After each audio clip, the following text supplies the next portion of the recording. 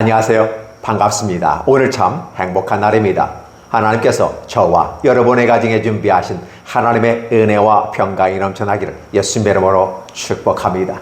마가복음 10장 17절로 31절에 있는 말씀을 중심으로 먼저 된 자와 나중된 자, 나중된 자와 먼저 된 자라는 제목으로 말씀을 나누고자 원합니다. 저는 설교에 앞서서 여러분에게 한 가지 질문합니다. 여러분 예수님을 믿습니까? 여러분이 믿는 하나님, 예수님, 성령님은 누구입니까? 혹시 이 복음 외에 다른 복음이 또 있나요? 분명히 정상적인 기독교인은 성부 하나님과 그의 보내신 자 예수 그리스도를 믿는 가운데서 성령 하나님의 인도하심을 따라 믿는다는 사실을 고백합니다. 그 외에 다른 것은 복음이 아닙니다. 물론 예수께서 복음을 전할 때 한 여인이 행한 행위, 주님의 십자가를 지는 죽음을 장사하는 준비하여 옥합나들을 깨어 부는 이 모습을 보면서 복음이 전파되는 것 가운데서 이 여인이 행한 것도 기념하라, 기억해야 된다는 사실입니다. 그 말이 무슨 말일까요? 예수 그리스도의 귀한 사역 가운데 주님의 십자가에 죽으시고 살아나시는 사건은 엄청난 사건이었습니다. 많은 사람들은 죽으면 끝이다라는 생각을 해봅니다. 근데 주님께서는 죽은 후에 3일 만에 다시 살아나리라는 말씀을 우리에게 주십니다. 그렇기 때문에 누구도 준비하지 않았고 누구도 대접하지 않았지만 한 여인이 자신의 모든 소유를 다 팔아 허비하는 것처럼 느껴지지만 그러나 그것을 통해서 주 앞에 쏟아붓는 그 모습을 가운데서 이 여인은 나의 죽음을 장사하고 있다라는 부분입니다. 너희는 나에게 손 씻을 물도 주지 아니하였지만 이 여인은 이 귀한 것으로서 나의 장사를 준비하고 있다, 이런 표현을 쓰시면서 예수님의 큰 관점은 바로 죽는다는 사실이에요. 이게 너무나도 힘든 일이고 어려운 일이었어요. 사실 복음은 예수님의 죽으심과 부활이라는 이 두 가지 양대 기둥이 기독교의 두 축을 이루고 있습니다. 오신 것도 복음입니다. 다시 오실 것도 복음입니다. 근데 그 모든 데 가장 기초적인 것을 얘기할 때 죽으심과 부활이에요. 이걸 믿는 사람이에요. 그걸 비로소 믿는다라고 말할 수 있는 것입니다. 그래서 결국은 하나님이 그의 아들 독생자 예수 그리스도를 통해서 어떻게 행하셨는지를 우리에게 보여주시는 것이 성경이기 때문에 그렇습니다. 그래서 성경은 결국은 하나님의 나라를 우리에게 보여주는 겁니다. 어떻게 하면 영생을 얻을 수 있습니까?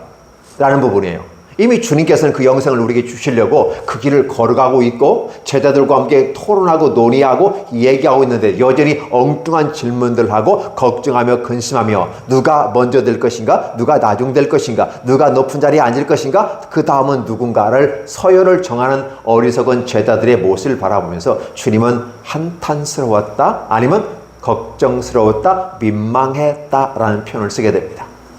아직까지도 먼가 봐, 아직까지도 밤인가 봐, 이런 느낌이 듭니다. 그러나 아직은 종착역에 도착하지 않았기 때문에 주님은 여전히 그들을 가르치고 교훈합니다. 그렇죠? 그리고 치유하십니다. 때로는 육체를 치유하지만 정신을 치유하기도 하고 우리 연약한 믿음을 치유하기도 합니다. 그래도 회복시켜서 보다 성장하며 점진적으로 하나님의 원래의 복음을 하나씩 하나씩 깨우쳐 나아가면서 원래의 복음은 이러한 복음이었구나 라는 것이었어요. 그래서 세상 많은 사람들은 원래부터 없었던 것이 예수께서 오셔서 부름받고 인정받아서 하나님의 아들 됐다, 결국은 복음은 발전적이다라는 가지고 바라보는 자유주의적인 성격을 가진 사람들이 많이 있습니다. 그러나 보수적이며 개혁적이며 나아가는 모습 가운데서는 원래부터 복음은 완벽했는데 이것이 감추어져 있었다. 그래서 이것이 뚜껑을 열고 껍데기를 하나씩 하나씩 벗겨가면서 실체가 드러나는 장면이 나타난다. 그래서 결국 복음은 점진적으로 우리에게 다가왔다라고 하는 것입니다. 저는 이 후자 부분에 대해서 지지하고 있고 그렇게 나가는 것이 합당하다고 생각되어집니다. 발전적인 모습은 일반 과학적인 차원에서 없던 것이 발전했다, 무엇이 해서 원숭이에서 사람이 진화됐다라는 어떤 개념을 가지고 가볼 수 있는 맥락과 같기 때문에 그렇습니다. 그러나 하나님은 원래부터 원시복음이라고 말하지만은 그것은 인간의 관점에서 볼 때 원시복음이라고 정하지만 원래 원복음이라는 거예요. 원복음은 바로 하나님의 사랑을 숨겨놓고 거기에 감싸 놓는 것들 바랍니다. 그래서 언약궤를 잡는 성막도 해달의 가죽으로 덮어 놓았습니다. 겉으로 보면 아무것도 보이지 않습니다. 그냥 거무튀튀한 해달의 가죽으로 덮어 놓았기 때문에 그렇습니다. 그러나 그 안에 들어가면 황금으로 장식된 아름다운 성막, 그죠? 골든 텐트가 있습니다. 이런 것들을 바라보면서 하나님은 오늘 우리에게 여전히 감추어져 있으면서도 많은 사람에게 드러나기를 바라면서도 하나님 나라가 확장되기를 바라면서도 많은 자들의 모든 사람들이 구원에 이르도록 제시하고 있지만 여전히 그걸 거부하고 반대하는 자들, 그죠? 그들이 있다라는 것이 오히려 공격하는 자들도 있다는 사실입니다. 그러나 그런 공격하는 거에 대해서 주님은 연연하지 않습니다. 중요한 건 뭐냐면 그들은 그들의 일을 감당할 뿐이에요. 여전히 교회를 향해서 핍박하고 욕하고 저주하는 자들은 그들은 그 일들을 감당하다가 제 갈 길로 갈 겁니다. 교회를 욕하는 자들을 내버려 두십시오. 왜 욕하느냐고 따지지 마십시오. 그들은 제 갈 길을 갈 것입니다. 마치 가룟 유다처럼. 그러나 오늘 주님의 큰 관심은 80%의 무리의 이 군중들에 대한 관심보다는 제자들에 대한 관심을 가지고 있고 이 제자들을 어떻게 양육하고 훈육하고 지도하고 치료해서 이들이 무리들을 80%에 대한 60%에 대한 이 무리들을 이끌고 가게 할 것인가라고 하는 이 부분이에요. 내가 12제자들을 훈련시켰고 12제자가 그렇게 훈련되어진 상태에서 처음에 중간 평가 때까지만 해도 힘이 없고 능력도 없고 믿음도 없는 것처럼 보였고 귀신도 제대로 못 쫓아내고 어떤 능력도 행하지 못하는 모습들, 그리고 남들이 귀신도 내어 쫓고 능력도 행하니까 시기질투하며 그들을 못하게 했던 제자들, 그 중에 대표적인 주제가 사도 요한이었다는 사실입니다. 이런 것들을 바라보면서 주님은 참 참담했다라고 볼 수 있는 거, 민망했다, 부끄러워했다라는 부분이에요. 자, 그럼에도 불구하고 여전히 주님은 자신의 길을 걸어가면서 주어진 환경에 탓하지 아니하고 꿋꿋하게 걸어가십니다. 그 걸어가는 와중에 한 청년이 와서 묻는 겁니다. 지금 주님은 영생을 우리에게 주시기 위해서, 즉 생명을 주시고 이 생명이 영원히 이어지는 영생을 주시는 거예요. 영생 자체가 먼저 오는 게 아니라 생명 자체가 있는 거죠. 우리에게 육신의 생명이 있어 생명은 그리스도의 빛이다. 즉 사람들의 빛은 그리스도다 이렇게 표현하고 그래서 그리스도가 우리에게 오시니까 우리의 생명이 빛이 나는 겁니다. 이 빛이 영원히 이어지도록 하기 위해서는 어떻게 해야 될 것인가라는 부분이에요. 연속성을 가지고 가기 위한 힘과 에너지는 어디서 나오느냐? 바로 십자가에 흘리신 보혈의 피에서 에너지를 얻습니다. 보혈의 피는, 인간의 피는 분명합니다. 왜? 참 인간으로서 예수님의 피니까. 그러나 기억해 주실 것은 그분은 죄가 없는 보혈의 피로서 그 피값으로 말미암아 우리가 영생으로 갈 수 있는 길을 열어주시는 것입니다. 제자들은 두렵고 떨리고 어찌할 바를 알지 못하고 죽어서는 안 된다고 말하는 베드로가 있는가 하면 다른 사람은 시기질투하면서 하는 사도 요한 같은 사람도 있고 제자들도 갈팡질팡하는 상황이에요. 그런데 어느 한 젊은 청년이 왔어요. 아마 유대교 청년 같기도 합니다. 그가 와서 어떻게 하여야 영생을 얻을 수 있습니까? 주님께서는 대단히 기뻐하셨는지 몰라요.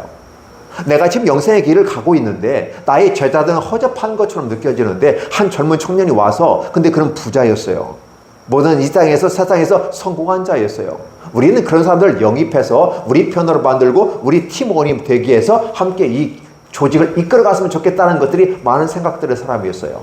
예수님도 그렇게 생각했었을까? 그러나 주님은 알고 계셨죠. 왜? 그는 부자였고 많은 걸 가졌음에도 불구하고 그는 나머지 부족한 부분이 영생에 대한 갈급함으로 왔기 때문에 귀한 것으로 보셨습니다. 그래서 네가 영생을 얻고자 원하느냐? 그러면 십계명을 지키라. 왜냐하면 모세가 그렇게 얘기했고 내가 믿지 않았느냐? 그건 어렸을 때부터 다 지켰습니다라는 말을 하게 되는 거죠. 근데 내가 부족한 게 한 가지 있다. 뭐냐? 바로 사랑이 부족하다. 그 사랑을 어떻게 표현할 것이냐? 너의 전 재산을 다 팔아 가난한 이웃들에게 나눠주고 나를 쫓으라.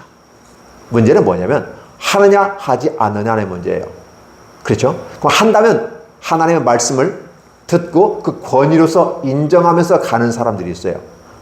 그걸 성 프란시스코 같은 경우 그죠? 아니면 기타 여러 사람들이 자기 재산을 다 내어놓고 주님을 쫓은 사람들이 있어요. 자신의 교수직을 내어놓고 쫓아가면서 사람 실천하는 그런 교수님도 있어요. 대단히 중요한 부분입니다. 가느냐 가지 않느냐는 거예요. 근데 가는 사람들은 어떤 생각을 가지고 있냐면 하나님이 나에게 이 모든 걸 주셨고 이 복을 누리게 해주셨습니다. 따라서 내게 주신 하나님의 은혜가 너무 넘쳐서 이제 이런 걸 다 내려놔도 내가 괜찮습니다 하고 그 사랑을 전하고 함께 하기 위해서 장애인 단체에 들어가서 섬기는 사람도 있습니다. 그렇죠? 그리고 수도사로 들어간 사람도 있습니다. 근데 오늘 찾아온 젊은 청년은 어떤 모습이었을까요? 뭔가 이것도 있고 저것도 있고 저것도 있고 저것도 있고 다 갖췄어요. 근데 한 가지 부족한 게 있어. 영생이 없다? 과연 내 영생을 얻을까? 어릴 때부터 십계명을 다 지켰던 사람은 당연히 영생을 받아야 합니다. 원칙적인 차원에서 보면. 그러나 십계명은 지키면 지킬수록 죄의 악 가운데 오염된 사람은 십계명을 온전히 지킬 수 없다는 사실을 우리에게 알려주기 위해서 율법을 주었다고 교리서신은 얘기하고 있습니다. 그럼에도 불구하고 이 젊은 청년은 와서 무엇을 하여야만이 어떤 것든 내 대가를 치를 테니까 영생할 수 있는 길만 알려주십시오 라는 부분이에요. 십계명을 지키라. 어릴 때부터 다 지켰습니다. 잘 나가는 것 같습니다. 그런데 내가 부족한 게 있다. 뭐 할까요? 너의 전 재산을 다 팔아서 가난한 이웃들에게 줄 수 있는 사랑이 내 안에 있느냐? 네가 십계명을 다 지켰다고 말하는 것까지 내가 이해하겠어. 왜? 왜곡된 복음, 십계명을 왜곡해서 해석하고 그 해석한 걸 지킴으로써 십계명을 지켰다고 하는 인간 휴먼 스탠다드에 의해서 규정들을 가지고 그걸 다 지켰다고 말한다면 너는 지켰는지 몰라도 부족하구나라는 거예요. 그럼 너가 지켰다고 말하니까 나는 인정하겠어. 근데 문제는 사랑이 없다라는 부분이죠. 그러면 너의 사랑을 입증해야 말하는 거예요.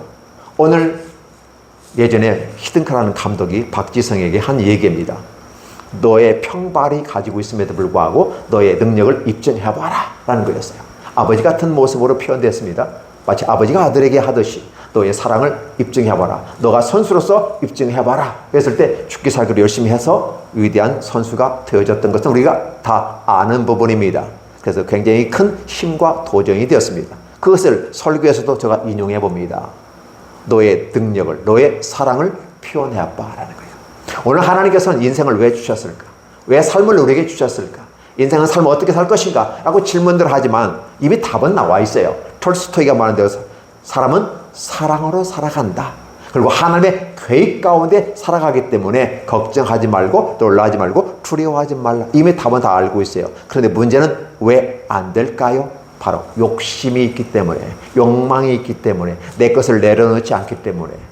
그래서 성경은 이렇게 말하죠. 너 자신을 부인하고, 과연 우리는 뭘 부인할까요? 앞선 설교에서도 말씀드렸습니다. 나를 부인한다는 개념은 나 존재 자체를 부인하는 게 아니라 내가 원래는 죄인이었다는 사실을 인정하라는 사실입니다. 그러니까 부인한다는 개념은 내가 온전한 사람이고 완전한 사람이고 율법을 다 지켰고 이러한 거에 대해서 스스로를 부인할 수 있어야 돼요. 그것은 바로 나는 죄인이었습니다. 주신 율법을 지킨다고 노력했지만 다 지킬 수가 없다는 사실을 지키면 지킬수록 알 수 있었습니다. 9가지는 지켰는데 한 가지는 실수한다면 율법을 범한 것이 되기 때문에 결국은 그걸로 말미암아 나는 지옥에 가야 된다는 사실이죠. 아무리 노력하고 수고해도 안 된다는 사실입니다. 그렇죠? 율법은 적든지 크든지 그걸 범하면 결국은 지옥에 가야 되는 상황이에요. 그래서 우리는 결국은 나의 수고와 나의 노력으로 안 된다라는 부분이에요. 그래서 사람으로서는 할 수 없는 일이다. 왜 사람으로 할 수 없느냐? 마치 천국은 구원받는 일은 누가 들어간다? 너무 힘들었구나. 어떻게 힘드냐? 낙타가 바늘귀로 들어가는 거 가능하겠니? 현실적으로는 불가능한. 그렇죠. 그래서 마치 부자가 천국에 들어가는 것은 낙타가 바늘귀로 들어가는 것 같다. 달리 말하면 천국에 가는 것은 어렵다라는 것이었어요. 그렇다면 누가 천국에 들어갈 수 있습니까? 이라는 거예요. 걱정하지 마라. 두려워하지 말라. 그러면 주님이 이렇게 얘기하는 거예요. 사람으로서는 안 되지만 하나님으로서는 된다. 그러면 하나님으로서는 된다는 말이 무슨 말일까요? 바로 자신이 하나님이 보내신 자 메시아로서 이 땅에 십자가에 죽으시고 부활해서 3일 만에 살아남으로 말미암아 그 길을 이루는데 이게 하나님의 계획이고 하나님으로서 하실 일인데 지금 진행하고 있단다. 그런데 내 제자들을 보니까 형편이 없어. 그걸 받아들일 만한 준비와 마음의 여유가 없어. 그저 자기들의 무얼 먹고 무얼 마실까에 관심이 있고 유명한 사람 하나 줄 잘 서서 성공하려고 하는 거야. 기독교가 초기에는 목숨을 걸고 믿었어요. 예수 믿으면 죽어요. 잡히면 죽어요. 들통나면 죽어요. 마치 공산국가 같은 모습입니다. 저 북한처럼. 그런데 공인된 기독교에서는 이제 판이 달라집니다. 예수님 믿기 위해서 숨었습니다. 갑바도기에 숨었고 지하 도굴에 숨어서 살았습니다. 왜? 살긴 살아야 되니까. 그런데 공인된 이후에 기독교인들은 삶이 바뀌었습니다. 잡히면 죽는 게 아니라 예수님 믿으면 성공이 보장되는 겁니다. 국가에서 국가 종교로 인정하고 결국은 기독교인이 새로운 세계의 하나의 권력의 주축을 이루게 되고 결국 기독교인은 성공의 보장성 있는 도장을 받은 것 같기 때문에 그렇습니다. 그러다 보니까 이제 기독교인들이 주님의 말씀에 순전하게 목숨 걸어놓고 지켰던 그게 대해서 다 편하게 성공하는 이 땅의 삶에, 그래서 성공 가도를 달리기 위해서는 기독교인이 되어야 된다라는 생각을 가지게 되고 많은 사람들이 예수님 믿었습니다. 우리는 그걸 복음을 확장해 나갔다라고 말하지만 과연 그들이 다 예수님 믿었을까요? 예, 그래서 교회가 모여지기 시작했는데 교회는 순전한 믿음을 가진 사람들이 있었습니다. 우리는 그걸 양의 자리라고 말합니다. 또 들어오긴 들어왔는데 자신의 욕망과 야망을 가지고 들어와서 자신의 뿔을 숨기고 있는 자들이 있어요. 그걸 우리는 염소 자리라고 합니다.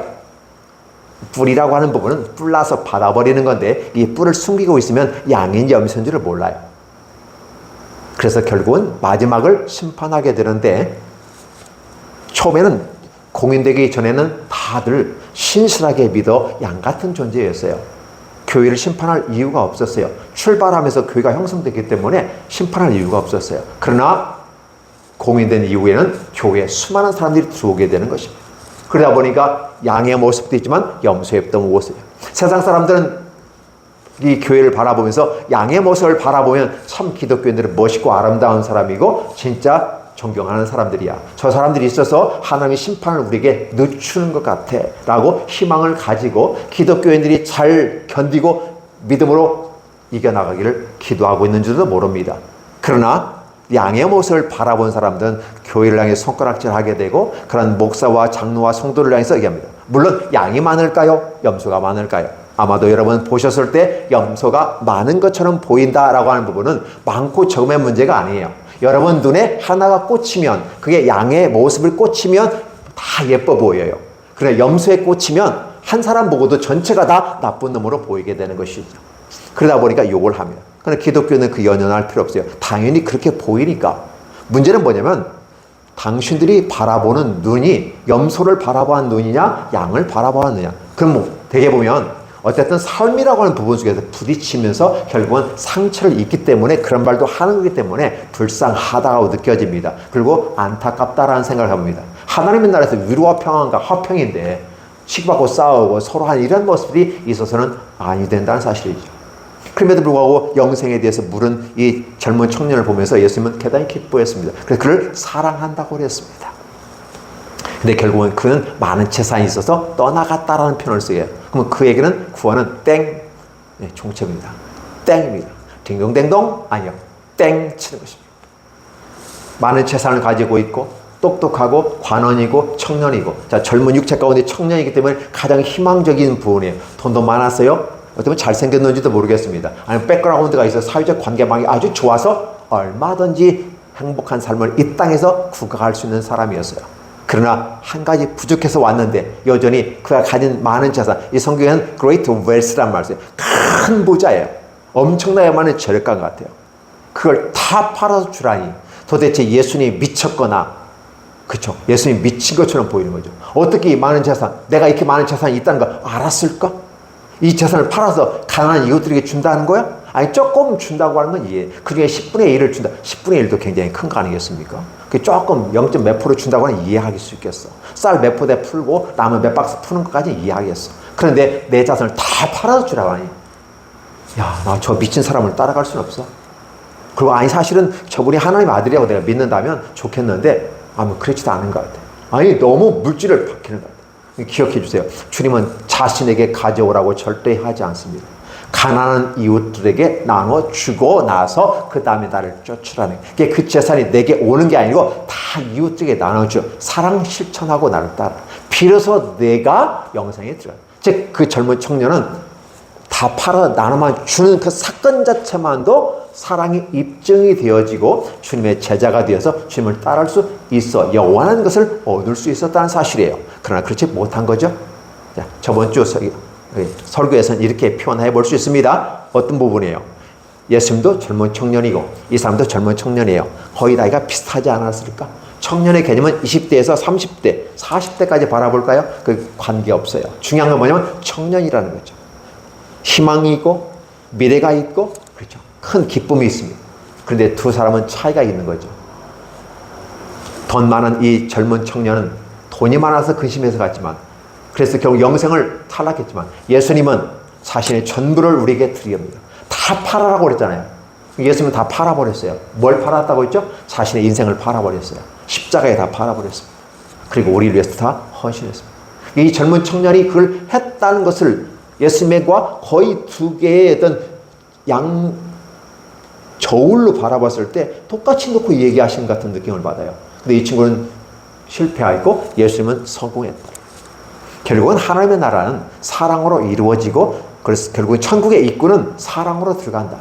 말씀을 순종한다는 것도 결국은 사랑하기 때문에 순종하고 가는 거기 때문에, 결국은 순종했다, 믿음이 있다라는 부분은 사랑에 입각해서 천국에 들어가는 거예요. 믿음으로 우리는 천국에 들어가는 것 같은데 실상은 사랑으로 천국에 들어가는 겁니다.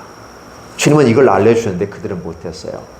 그래서 결국 구원이라고 하는 부분은 참 힘들고 어렵구나라는 생각을 하게 되죠.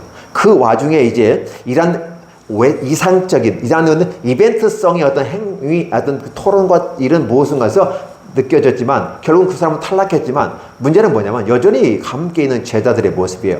베드로가 걱정합니다. 우리는 형제 자매 내 가진 모든 거 다 버리고 주님을 쫓았는데 그럼 우리는 어떻게 합니까? 라는 거예요. 아니, 천국에 들어가기 그렇게 어렵다며요. 그럼 우리는 지금 주님을 쫓아갔는데, 아니 낙타가 바늘 굽으면 어떻게 들어가요? 안 되잖아요. 그럼 우리는 주님을 다 버리고 따랐는데 그럼 우리는 뭐가 되죠? 낙동강 오리알 되는 거 아닙니까? 닭 쫓던 개 되는 거 아닙니까? 이렇게 이제 표현해 볼 수도 있는 것입니다. 이랬을 때 베드로가 좀 화가 난 것 같아요. 여전히 베드로가 지금 화가 많이 난 것 같아요. 젊은 청년인 예수님께 죽는다고 하니까 왜 죽어? 이씨! 이게 막 따지고 들었고, 젊은 청년이 나무랬잖아요. 그거 또 한번 얻어맞았잖아요. 사탄 물러가라 하면서, 아, 내가 잘못했구나. 그건 좋은데 다시 천국에 들어갈 자가 없는 것 같아요. 주님께서 말씀하세요. 사람으로서는 천국에 들어갈 자가 없느니라. 이 말은 무엇이에요? 아무리 율법을 지키고 한다 할지라도 진정한 십계명을 지킨다면 들어갈 수 있다. 근데 이 땅에서 진정한 십계명을 지킬 수 있는 사람이 누구 있을까요? 이 세상에는 아무도 없다. 하나님이 쭉 훑어보셨어요. 아무리 계속, 근데 아무도 없었다고 그랬어요. 한 분, 그래서 주님께서 보내십니다. 그의 아들 예수 그리스도. 메시아로 이 땅에 오셔서 바로 한 분이 비로소 십계명을 다 완성했습니다. 그래서 주님이 십자가에 죽으시는 가운데 다 이루었다 하고 마침표를 딱 찍었어요. 구원의 완성표를, 마침표를 찍음으로써 우리에게 확증해 주신 것이었어요. 그게 사랑이었다. 그 사랑은 어디서 일어났다? 십자가에서 그 사랑을 확증했다라고 로마서에서는 이 얘기하고 있는 모습을 보는 거죠. 근데 여전히 이런 구원의 문제가 돈의 문제로 연결되어지고 돈으로 구원을 살 수 있는 것처럼 헌금을 많이 하고 성지순례를 해야 하고 착한 일을 하면 구원 얻을 수 있는 것처럼 말하는 것은, 그것은 종교에서는 이해가 가능해요. 그러니까 진정한 신앙의 세계에서는 그것은 말도 택도 없는 소리예요. 돈으로도 못 가요. 힘으로도 못 가요. 지식으로도 못 가요. 예. 무엇을 합니까? 울어도 못 가요. 떼싸도 못 가요. 뭘로 갑니까? 사랑으로 갑니다. 믿음으로 가는 나라라고 하는데 그 믿음은 구체적으로 말하면 사랑으로 가는 나라예요. 그래서 주님께서 우리에게 요구하는 것은 믿음을 요구하고 그 외형적인 제스처에서 수용이라고 하는 건 믿음을 받아들이는 건데, 그걸 결국은 우리에게서 사랑이 싹 트여야 된다는 것이에요. 천국은 사랑이 싹 틀 때 비로소 눈이 뜨여지기 시작하고 길이 보여지기 시작합니다. 사랑을 하지 않으면 인생이 안 보여요. 사랑을 하게 되면 두 남녀도 보여서 새로운 길을 걸어가는 그 길이 보입니다. 그래서 결혼도 하고 새로운 행복을 추구해 나가는 거예요. 그게 사랑을 하지 않으면 보이지 않아요. 두 사람이 함께 간다는 사실이 보이지 않아요. 다른 사람이 가서 결혼에 가지만 혼자 여전히 자신의 길을 걸어갈 수밖에 없어요. 그러나 사랑이 눈이 띄어지는 겁니다. 그것을 우리는 의학적으로 보면 열병에 걸렸다고 말하는 것이고요. 그렇죠? 사랑은 놀라운 힘이 생겨요. 길이 보여요. 길이 열려요. 그래서 사랑을 하면 예뻐져요. 일단은 예뻐지고 사람이 바뀌고 변화돼요. 그리고 변화된다는 말은 상대방에게 나를 맞추는 작업들이 이루어져요. 오늘 신앙인들은 나를 누구에게 맞춰야 될까요? 사랑을 하면 나에게 맞추는 게 아니라 상대방에 맞추는데 우리는 예수 그리스도에게 맞추는 겁니다. 그래서 주님의 귀한 사랑이 오늘 우리에게 있는 거죠. 근데 보시기 바랍니다. 많은 사람들은 늘 특히 제자들 같은 경우 예수님 죽으신다고 하니까 누가 먼저야? 누가 아래야? 누가 먼저 와서? 누가 수제자야? 누가 더 주님의 사랑을 받았어? 이런 걸로 따져보려고 해요. 자꾸 세상적인 기준을 가지고 따져요. 그래서 수제자라고, 베드로 수제자라고 하잖아요. 과연 베드로가 수제자였을까? 라는 생각을 해보는 거죠. 과연, 그런데 사람들은 베드로가 그래도 베드로와 주님이 많이, 베드로, 야고보, 요한, 세 사람을 늘 가지고 데리고 다녔기 때문에 그 중에서도 아마 나이도 많고 먼저 이렇게 믿은 것 같고 그러니까 베드로를 수제자라고 하는 수도 있습니다. 과연 예수님이 베드로를 수제자라고 지목했을까요? 하지는 않았을 것 같아요.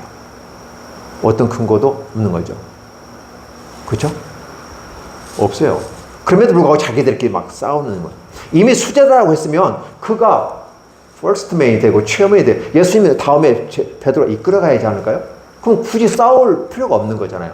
예수님께서 어떤 나눠주지 않았기 때문에, 서열을 나눠주지 않았기 때문에 그들은 치고받고 싸웠던 것이고. 그렇죠? 이러다 보니까 문제가 발생합니다. 그러다 보니까 또 다른 문제가죠. 자, 1등이냐, 2등이냐, 3등이냐. 이 말은 뭐냐? 먼저 되냐, 나중 되냐. 표현의 문화의 방식의 차이 있을 뿐이에요. 먼저 믿었어요? 율법을 지켰어요? 이걸 첫 번째 봤을 때 먼저 믿은 자는 유대인이고 선민이라고 봅니다. 구약에서. 근데 과연 구약의 선민들이 다 예수님 믿었을까요? 다 구원에 이르렀을까요? 아니라는 사실을 얘기합니다. 그래서 선민은 결국은 탈락됐다. 그러나 마지막까지 기회는 있기 때문에 여전히 인류는, 그죠? mankind, 인류는 반복되어지면서 주님의 재림하시는 순간까지 기회를 주시죠. 그래서 주님의 재림하시는 걸 우주적 종말이라고 하는데, 개인적인 종말, 자신의 살아있는 동안에 믿어야 되는 것이 첫 번째이고, 우주적 종말, 주님의 재림하시는 순간까지 믿는 것이 기회입니다. 개인적으로는 내가 살아있을 때가 주님께로 돌아오는 길입니다. 그리고 우주적 종말에는 최종적인 이 우주 만물이 다 심판의 계율에서 있기 때문에 우주적 종말이 이루어집니다. 그럼 우리는 우주적 종말이 언제냐고 따지는 거죠. 그러나 그것은 주 하나님의 권한에 들어 있어요. 하나님의 권한에 들었기 때문에 우리가 그걸 가지고 미리 걱정하고 할 필요 없어요. 중요한 것은 현재를 살아가는 오늘 우리들이 어떻게 할 것이냐. 먼저 된 자가 결국은 탈락했다는 거죠. 먼저 된 자가 왜 탈락했을까? 사랑이 없어. 구약의 모습을 바라보면 사랑이라는 걸 찾아볼 수가 없어요. 어떤 형식이 있고 시스템이 있긴 있는데 거의 빡빡하게 돌아가는 시스템 같은, 기름칠하지 않은 기계가 삑삑거리며 살아가는 모습, 이게 구약의 모습을 또 다른 단면이 보이는 거죠. 그런데 말입니다. 신약에 와서는요, 삑삑거리는 이것이 사라지기 시작해요. 왜요? 기름칠하게 됐잖아요. 그러니까 기계가 부드럽게 돌아가는 것 같아요. 자연스럽게 돌아가는 것 같아요. 그 뭐가 생동감 있게 움직이는 것 같아요. 그들은 행복한 것 같아요. 구약에는 뭔가 했는데 행복이 없었어요. 욥도 마찬가지예요. 율법 중심의 모세 당시에 가장 의로운 당대 의인이었지만 여전히 그의 삶에 뭔가가 있는 것 같은데 행복이 없었어요. 그런데 예수님을 만난 이후에는 행복이 찾아왔다라는 걸, 그리고 오히려 구약 처음보다는 나중에 갑절로 복을 받는 걸 보면서 그렇구나. 오늘 이 시대에, 이 신약 시대라고 하는 주님이 이 땅에 메시아로 오신 이 사건은 우리에게 행복을 주고 우리의 삶을 더 부드럽게 만들어가는 거구나. 진짜 하나님을 만나는, 보이지 않는 하나님을 바라봤던 구약의 모습과는 달리 신약에서는 보이는 하나님이 우리 가운데 오셔서 친히 설명해주고 있는데도 여전히 구약적 사고를 가지고 왔기 때문에 그들에게는 희망이 없었다. 먼저 된 자가 나중 될 수밖에 없다는 거죠. 먼저 어려서부터 예수를 믿었어요. 어려서부터. 개인적으로 보면 어려서부터 그냥 시작부터잖아요. 그런데 결국은 그는 많은 재산 때문에 영생을 얻지 못하고 결국 갔다는 겁니다. 그가 앞으로 율법을 지킨들 무슨 상황이 있겠어요. 그가 나중에 죽기 전까지 깨닫고 돌아와서 사랑을 실천하고 이 사랑에 대한 감격 속에 돌아온다면 그도 구원에 이를 수 있겠으나, 성경에서는 슬픈 기색을 하고 다시 돌아왔다는 말이 없는 걸 살펴보면 그는 구원과 관계없는 모습이라는 사실이죠. 그런데 우리 주님께서는 그 구원과 관계없는 일을 하기 위해서 십자가를 지기 위해서 걸어가고 있다는 사실을 오늘 저와 여러분에게 얘기하는 거죠. 그러다 보면 먼저 된 자가 나중 됐다라고 본다면 그러면 나중 된 자는 누구였을까? 라고 했을 때 그들은 이방인이었다라는 거예요. 원래는 유대인을 통해서 선민을 통해서 하나님의 뜻을 나타내 보이려고 했고 그래서 하나님을 계시하려고 했어요. 그럼에도 불구하고 이게 어렵고 힘든 일이 발생해요. 나중에 하나님께서 이 복음을 바꿔줘. 이방인들에게. 선민들이 무시하고 경시했던 이 이방인들에게 그들이 결국은 구원의 빛을 바라본 사건이 예수께서 오셔서 바라보는 겁니다. 그래서 이방인이 구원받는 일은 엄청난 즐거움과 기쁨이에요. 왜냐하면 버려졌고 무시되었고 사람 취급당하지 않는 그들에게 주님이 오셔서 복음을 전하잖아요. 수보리에게 여인에게 와가지고 그 딸이 내 딸 귀신을 들린 것 좀 해주시고 뭐 하잖아요. 그럴 때 이방인에게는 아니야. 유대인에게 먼저 기회가 주어져야 되는 거야. 그러니까 이렇게 얘기합니다. 개들도 주인의 상에서 떨어진 걸 먹고 사는데 좀 해주십시오. 갈망하잖아요. 딸아, 내 믿음이 너를 구원하였다. 그래서 그 딸을 고쳐주시고 믿고 가잖아요. 그 여인이 느꼈던 자유, 그 여인이 느낀 평안함, 그 여인이 느낀 그 기쁨, joyful life가 시작되는 겁니다. 그 이방인들이 이 복음을 받아내면 너무 기쁘게 뛰는 거예요.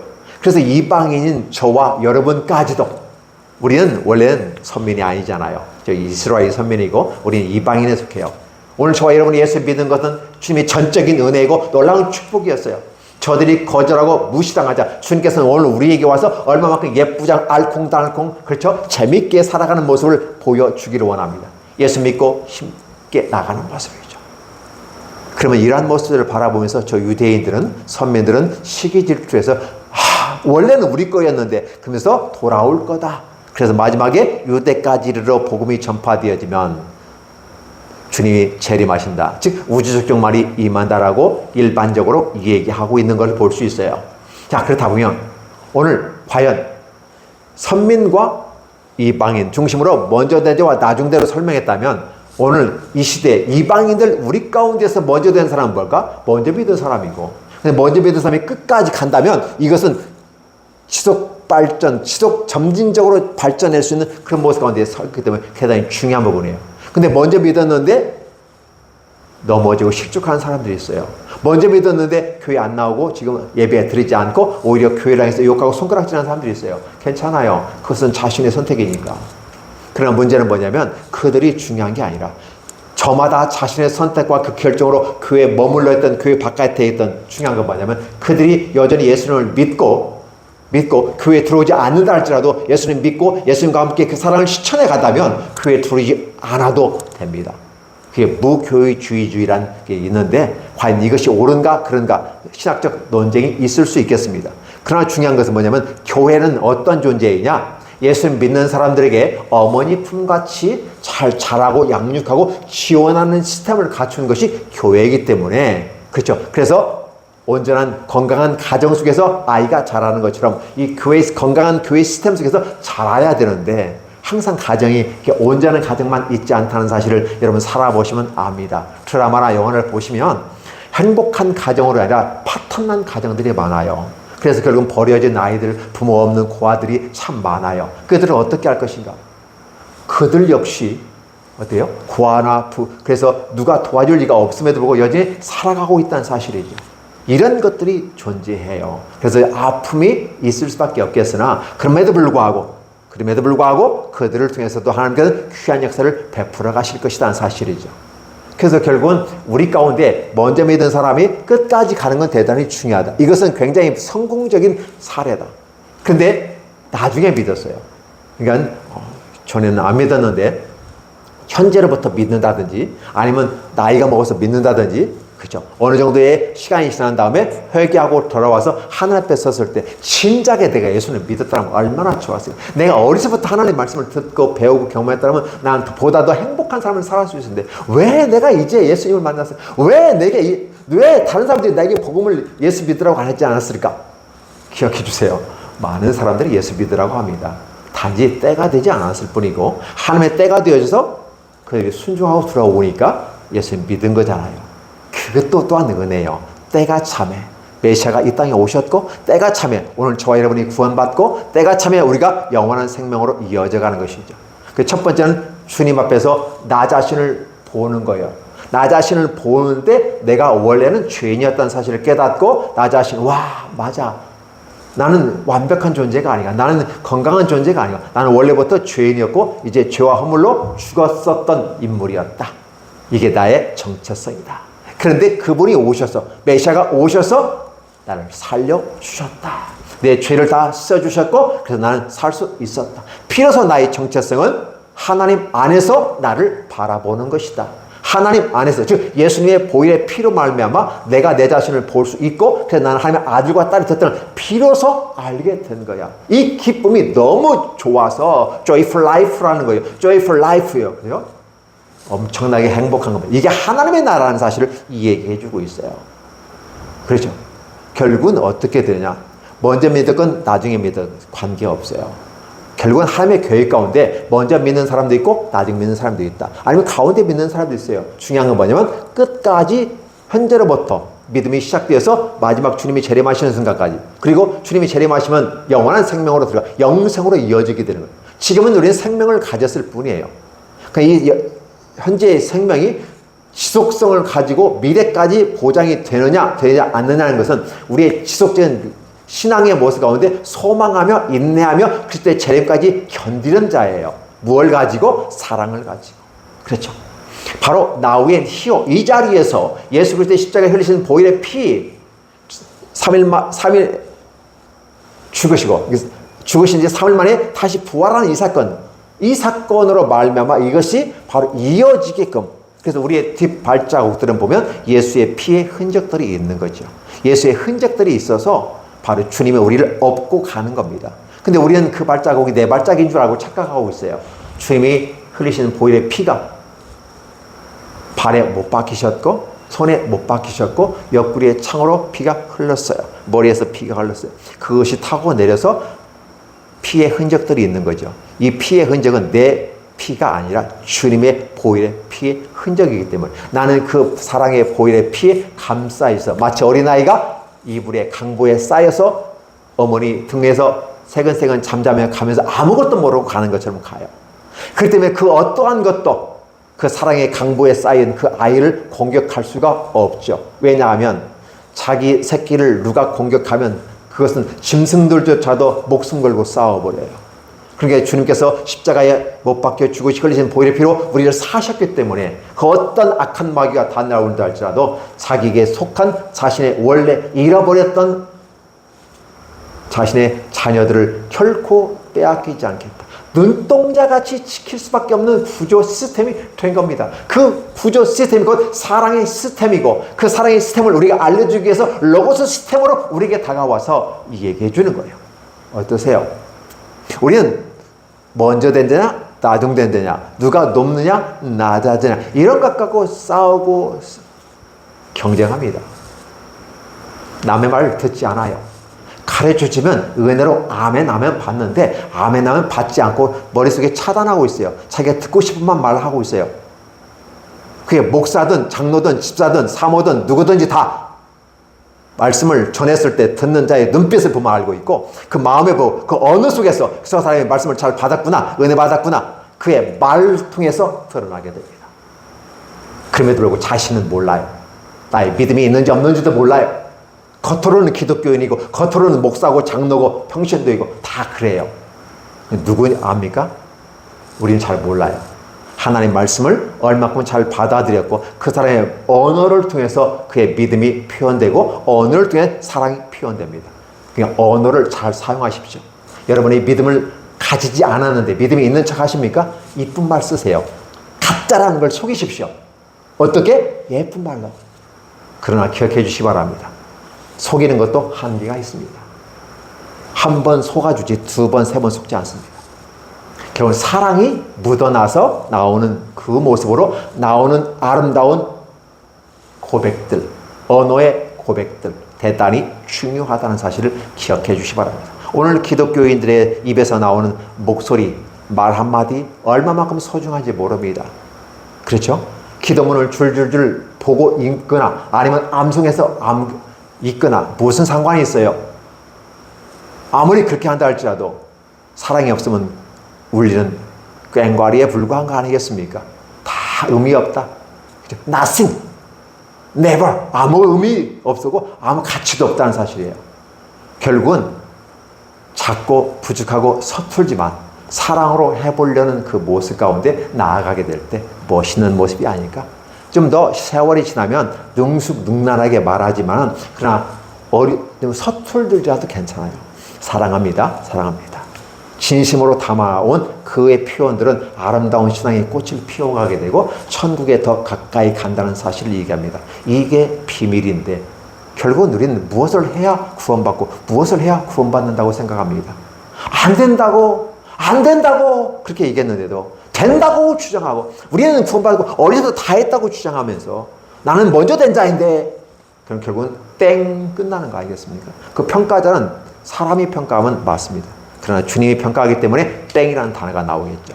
그러나 땡을 치기에 앞서서 주님은 안타까워하십니다. 땡이 아니기를 더 간절히 바라는 분이 주님이에요. 딩동댕동 해가지고 주님께서 천국으로 함께 저와 여러분을 잘 이끌어 가시기를 바라고 여러분이 아멘으로 화답하시기를 예수님의 이름으로 축복합니다. 기도합니다. 하나님 감사합니다. 고맙습니다. 오늘 예배에 참석한 주님의 종들에게 축복해 주옵소서. 아니 예배에 참석하지 못했지만 유튜브를 통해서라도 듣는 모든 종들에게 이 말씀을 듣는 사람들에게 하나님의 귀한 사랑과 은혜가 넘쳐나게 하시고 저들의 마음의 문이 열려지고 생각의 문이 열려져서 하나님께서 말씀하시고 주님께서 이 복음서를 통해서 우리에게 성경을 통해서 주시는 말씀들이 눈이 열려지게 하시고 보게 하시고 그 안에 joyful life 행복한 삶이 진행되게 하옵소서. 왜냐? 거기엔 사랑이 있기 때문에 천국에 이끄는 그런 믿음으로 들어간다고 말하지만 사랑으로 들어간다는 사실을 기억하고 그러나 끝까지 견디는 자 소망으로 인내하며 나가는 농부의 인내를 배우고 끝까지 주님과 함께 가는 멋진 모습들이 오늘 이 말씀을 듣는 우리 모두에게 있게 하여 주시옵소서. 먼저 된 자가 나중된 자는 이 처참함이 우리에게는 없게 하시고 비록 나중되었지만 먼저 된다는 놀라운 축복이 우리에게 있게 하옵소서. 그러나 더 중요한 것은 먼저 된 자가 끝까지 갈 수 있다는 놀라운 축복이 오늘 우리에게 모두에게 있게 하여 주시옵소서. 예수님의 이름으로 기도하옵나이다. 아멘.